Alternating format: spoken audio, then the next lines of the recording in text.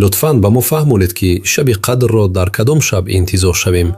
агар дар бораи санаи дақиқ ва ё фарорасии дақиқи шаби қадр сухан гӯем, бино ба шарҳи саҳиҳи Бухорӣ, Фатҳулборӣ, дар бораи фарорасии шаби қадр уламо зиёда аз 40 ривояти мухталифро оварданд. бархе мегӯянд, ки онро бояд шаби якуми моҳи Рамазон интизор шуд. баъзеи дигар мегӯянд шаби 7 ё 19. дар ин бора ақволи мухталиф вуҷуд дорад, аммо ба қавли саҳеҳ ва бар асоси ҳадисҳои машҳур, ин яке аз шабҳои тоқ дар 10 шаби охири моҳи Рамазон аст.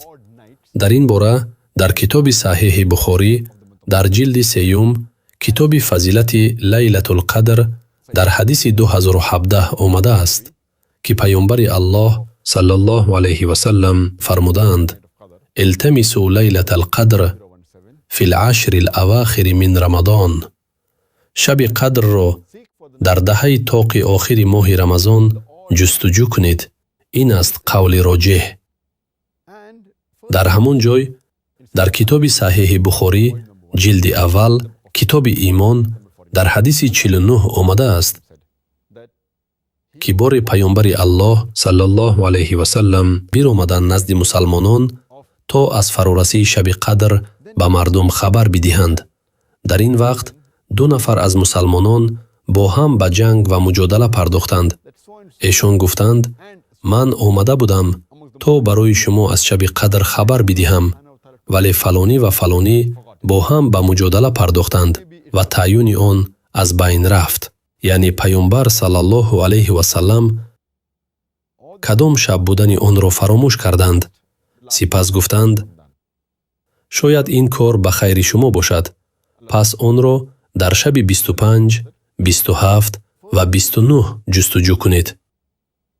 дар китоби саҳиҳи Муслим, ҷилди 2, китоби рӯза, дар ҳадиси 2364 омадааст, ки Убай ибни Каъб радиаллоҳу анҳ гуфтааст: савганд ба Худо, ман шунидам, ки ба эҳтимоли зиёд шаби қадр ба шаби 27 моҳи Рамазон рост меояд, зеро паёмбар барои мо фармон доданд, ки дар ин шаб ба қиёми намоз истем.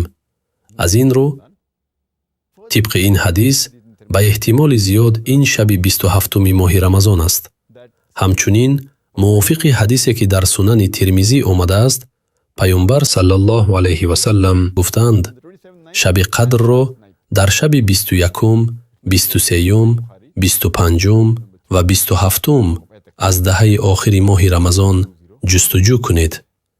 дар китоби саҳиҳи Бухорӣ, ҷилди 3, китоби эътикоф, дар ҳадиси 2020 омадааст, ки паёмбари дӯстдори мо саллаллоҳу алайҳи ва саллам дар 10 шаби охири моҳи Рамазон ба эътикоф мерафтанд ва эшон шаби қадрро дар даҳаи охири ин моҳ интизор мешуданд. дар китоби саҳиҳи Муслим, ҷилди 2, китоби рӯза, дар ҳадиси 2621 омадааст, ки паёмбар саллаллоҳу алайҳи ва саллам фармуданд: шаби қадрро дар 10 шаби охир ҷустуҷӯ кунед, аммо агар ин бароятон душвор бошад, онро дар 7 шаби охири Рамазон ҷустуҷӯ кунед. дар китоби саҳиҳи Бухорӣ, ҷилди 3, китоби фазилати Лайлатул Қадр, дар ҳадиси 2015 паёмбар саллаллоҳу алайҳи ва саллам фармудаанд: Лайлатул Қадр дар 7 шаби охири моҳи Рамазон меояд. бар асоси манобеи мухталиф метавон хулоса кард, ки Лайлатул Қадр дар 10 шаби охири моҳи Рамазон рост меояд. аксари уламо ба мисли шайх Усаймин ва шайх Ибни Боз бар ин боваранд, ки касе санаи дақиқи шаби қадрро намедонад, аммо ба ҳама маълум аст, ки он ба моҳи Рамазон рост меояд. ба эҳтимоли зиёд дар 10 шаби охири ин моҳ ва эҳтимоли зиёд дар шабҳои тоқ ва боз ба эҳтимоли зиёд дар шаби 27 ин моҳ. аммо касе санаи муайянеро гуфта наметавонад. мо танҳо метавонем бо итминон бигӯем, ки он дар 10 шаби тоқи моҳи Рамазон меояд.